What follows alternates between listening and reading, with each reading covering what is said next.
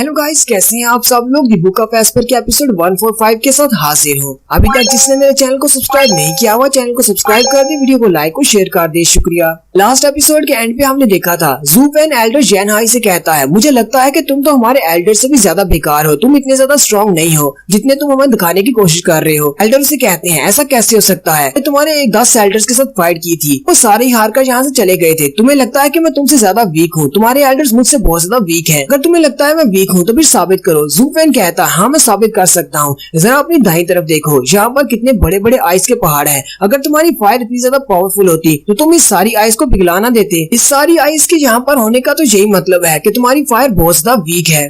Elder उसकी ये वाली बात सुनकर नीचे गिर जाते हैं और कहते हैं, ये लड़का तो वाकई में बहुत ज्यादा होशियार है। रीजेंट स्टेट वालों के पास ऐसा लड़का कहाँ से आ गया। लगता है कि इस लड़के को मेरे और मेरी वाइफ के दरमियान जो फाइट हुई थी उस बारे में नहीं पता। ये सब कुछ तो मेरी और मेरी वाइफ के दरमियान में फाइट के बाद के आफ्टर इफेक्ट्स हैं। मास्टर जेनहाई उसे कहते हैं, तुम्हें मैं एक बात बताता हूँ, ये कोई आइस माउंटेन नहीं है। यहाँ पर इस पूरी जगह पर बहुत ज्यादा फायर हुआ करती थी। मैं और मेरी वाइफ यहाँ पर आए, हम दोनों ने बहुत ज्यादा फाइट की। हमारी फाइट करने के बाद इसका एक हिस्सा आइस बन गया और इसका एक हिस्सा फायर बन गया। तो ये बेसिकली हम दोनों की फाइट करने के बाद के आफ्टर इफेक्ट्स हैं। ज़ू पेन कहता है, वाओ तुम दोनों तो बहुत बड़े जीनियस हो। अब तुम दोनों की फाइट की वजह से आधी पहाड़ी बर्फ बन गई है और आधी पहाड़ी फायर बन गई है। तुम दोनों वाकई में जीनियस हो, हमारे एल्डर्स तो ऐसा नहीं कर सकते। मास्टर जेनहाई कहते हैं, चलो फाइनली तुम्हें इस बात की समझ तो आई। ज़ू पेन साथ ही कहता है, मुझे लगता है कि तुम्हारी वाइफ तुमसे ज्यादा स्ट्रॉन्ग है, क्योंकि उसने आधी से ज्यादा माउंटेन को बर्फ बना दिया है और साथ ही तुम्हारी सारी फायर को भी बर्फ बना दिया है। इसका मतलब तो यही है कि तुम्हारी वाइफ तुमसे बहुत ज्यादा स्ट्रॉन्ग है, ना कि तुम उसके हस्बैंड हो और एक मर्द हो, लेकिन फिर भी अपनी वाइफ से बहुत ज्यादा इंफीरियर हो। ये बात सुनते ही एल्डर जेनहाई के मुंह से ब्लड निकलना शुरू हो जाता है, क्योंकि वो एल्डर जेनहाई की बहुत ज्यादा बेइज्जती कर रहा है। मास्टर जेनहाई काफी ज्यादा गुस्सा हो जाते हैं और चिल्लाकर कहते हैं, क्या तुम्हें लगता है कि वो बूढ़ी खूसड़ मुझसे जीत सकती है। ये उसकी आइस मैजिक नहीं है जिसने मेरी फायर को जमा दिया है, बल्कि मेरी फायर उससे बहुत ज्यादा पावरफुल है, जो कि उसकी आइस को पिघला सकती है। तो यहीं पर इस बूढ़े आदमी की वाइफ भी आ जाती है और कहती है, लिटिल ब्रदर तुम तो काफी ज्यादा सेंसिबल हो और जीनियस भी हो, तुम्हें पता है कि किसी की तारीफ कैसे करनी है और तुम काफी ज्यादा क्यूट भी हो। और साथ ही वो अपने हस्बैंड से कहती है, बूढ़े खूसट कहेंगे, क्या तुमने सुना किसी की तारीफ कैसे की जाती है। इस छोटे लड़के को भी इस बारे में पता है कौन यहाँ पर ज्यादा स्ट्रॉन्ग है और कौन पावरफुल है। क्या तुम अब भी अपनी हार नहीं मानोगे। फिर वो भी नीचे उतर आती है। ज़ू पेन उसकी तरफ देख रहा होता है और कहता है, मुझे पता है मेरे सामने जो लड़की खड़ी है एक बूढ़ी खूसट है, जो कि तकरीबन 100 साल बूढ़ी होगी, लेकिन फिर भी इसने अपनी कल्टीवेशन को यूज करते हुए अपनी उम्र को कम किया है। इसको अपने आप को लिटिल सिस्टर कहते हुए शर्म नहीं आती। ज़ू पेन कहता है, मुझे लगता है कि इस बूढ़ी खूसट ने इस बुड्ढे को काफी अर्सा पहले हराया होगा, क्योंकि इसने अपनी आधी कल्टीवेशन को यूज करते हुए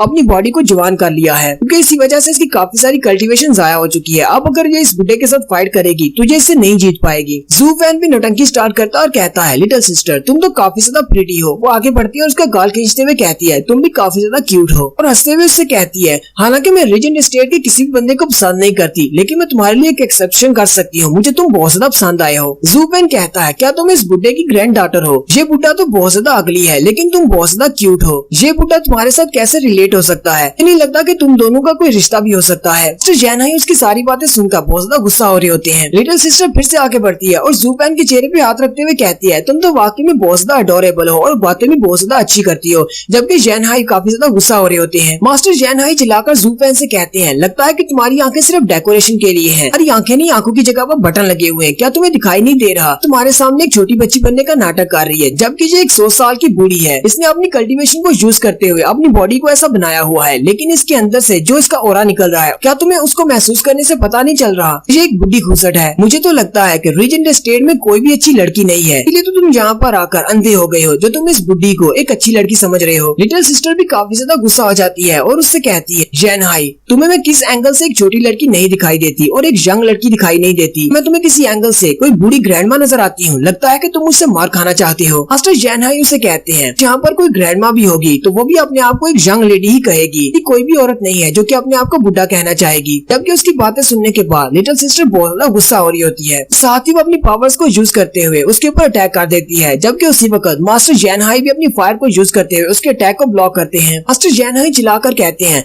बुढ़िया लगता है कि तुम मुझसे फिर से फाइट करना चाहती हो। उसकी वाइफ उसे कहती है, हाँ मैं तुमसे फाइट करना चाहती हूँ। तुम्हें किसने कहा था कि इस लड़के के सामने अपना मुंह खोलो और मुझे ग्रैंडमा कहो, जबकि इस लड़के को इस बारे में बिल्कुल भी नहीं पता। मास्टर जेनहाई चिल्लाकर उसे कहते हैं, तो क्या हुआ, तो मैंने इसमें क्या गलत कह दिया। तुम एक बूढ़ी खूसट हो, एक ग्रैंडमा हो। ये बच्चा तो तुम्हारे पोते की उम्र का है, लेकिन लेकिन फिर भी तुम इस बच्चे के साथ फ्लर्ट कर रही हो, तुम्हें शर्म आनी चाहिए। उसकी वाइफ उसे चिल्लाकर कहती है, तुम अपना मुंह बंद रखो, कुछ भी नहीं पता। जू फैन मास्टर जिंग की तरफ देखता और कहता है, चलो अपनी नौटंकी स्टार्ट करो। मास्टर जिंग उन दोनों से कहते हैं, मैं यहाँ पर अपने यंग मास्टर को लेकर आया हूँ ताकि तुम दोनों इसको अपना डिसाइपल बना सको, ना कि तुम दोनों की लव फाइट देखने के लिए आया हूँ। मास्टर जिंग कहते हैं, अब जबकि मास्टर जैन हाई इसको अपना स्टूडेंट नहीं बनाना चाहते तो फिर ठीक है, हम लोग यहाँ से जा रहे हैं। जू फैन कहता है, लिटिल सिस्टर गुड बाय, हम लोग जा रहे हैं। लिटिल सिस्टर उन सबसे कहती है, जरा रुको, मुझे ये लड़का बहुत ज्यादा पसंद आया है, मैं इस लड़के को अपना स्टूडेंट बनाना चाहूंगी, मैं इसे सिखाऊंगी। मास्टर जैन हाई कहते हैं, तुम इसको क्या सिखा सकती हो, तुम तो एक वाटर कल्टिवेटर हो, लड़के की फिजिक फायर टाइप की है, इसके लिए सिर्फ मैं ही मास्टर हूँ जो इसको फायर कल्टिवेशन सिखा सकता है। मास्टर जैन हाई की वाइफ उसे कहती है, मैंने तुम्हारे साथ कई सालों तक फाइट की है, अब मुझे पता है कि तुम्हारी फायर कल्टीवेशन कैसे काम करती है। क्या तुम्हें लगता है कि मैं इस लड़के को तुम्हारी सारी टेक्निक्स नहीं सिखा सकती?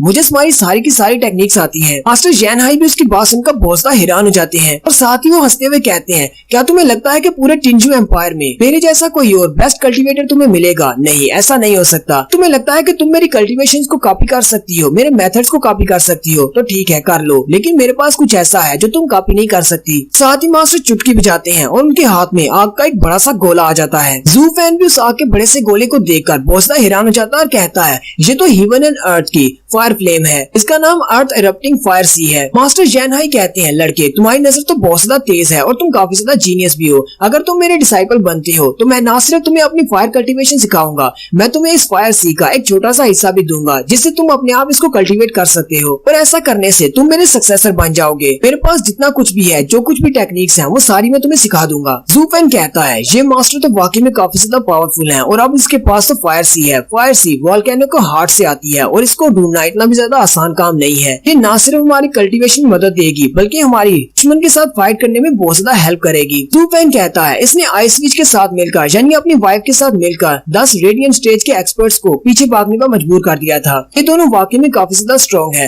फिर वो मास्टर जिंग की तरफ देखता है और कहता है, लेकिन इन दोनों से ज्यादा स्ट्रॉन्ग मास्टर जिंग है, क्योंकि मास्टर जिंग ने अकेले ही इन दोनों एक्सपर्ट्स का मुकाबला किया है जो कि बहुत ज्यादा स्ट्रॉन्ग है। मुझे लगता है कि इनकी बॉडी कल्टीवेशन की टेक्निक काफी ज्यादा स्ट्रॉन्ग है, हालांकि ये सिर्फ 7th लेवल पर है। अगर ये मेरी डिमोनिक बॉडी कल्टीवेशन वाली टेक्निक को सीख लेते हैं तो इनसे ज्यादा पावरफुल और कोई भी नहीं होगा। अगर मैं मास्टर जिंग जैसे एक्सपर्ट को अपने जाल में फंसा सकता हूँ तो फिर ये दोनों तो मेरे सामने कुछ भी नहीं है। जू फैन सिस्टर से कहता है, सिस्टर अभी अभी इस बूढ़े ने कहा है कि अगर मैं इसका डिसाइपल बन जाता हूँ ये मुझे अपनी फायर सी का एक छोटा सा हिस्सा देगा, ये तो बहुत ही फायदेमंद बात है। क्या कहती हो, अगर मैं इसका स्टूडेंट बन जाऊँ तुम्हें इससे कोई एतराज तो नहीं? लिटिल सिस्टर उसे कहती है, तुम्हें ज्यादा लालची होने की जरूरत नहीं है, तुम्हें लगता है कि इस बूढ़े के पास कुछ बहुत ज्यादा स्पेशल है, जो ये कर सकता है वो मैं भी कर सकती हूँ। जू फैन उसकी बात सुनकर बहुत ज्यादा हैरान हो जाता है और कहता है, तुम तो एक वाटर कल्टीवेटर हो, वो बंदा एक फायर कल्टीवेटर है। फायर कल्टीवेटर के पास फायर सी का होना ये आम सी बात है, लेकिन एक वाटर कल्टीवेटर के पास फायर सी नहीं हो सकती। सिस्टर चुटकी बजाती है और उसके पास भी एक एबिलिटी निकलती है, आइस क्रिस्टल निकलते हैं। जू फैन उन आइस क्रिस्टल्स को देखकर बहुत ज्यादा हैरान हो जाता है और कहता है, ये तो आइस हार्ट मून सोल है, ये भी एक स्पिरिट फ्लेम है जो कि बहुत ज्यादा रेयर है, बिल्कुल फायर सी की तरह। जू फैन उसकी तरफ देखकर सोच रहा होता है, ये तो वाकई में मेरे हाथ में एक जैकपॉट लग गया है,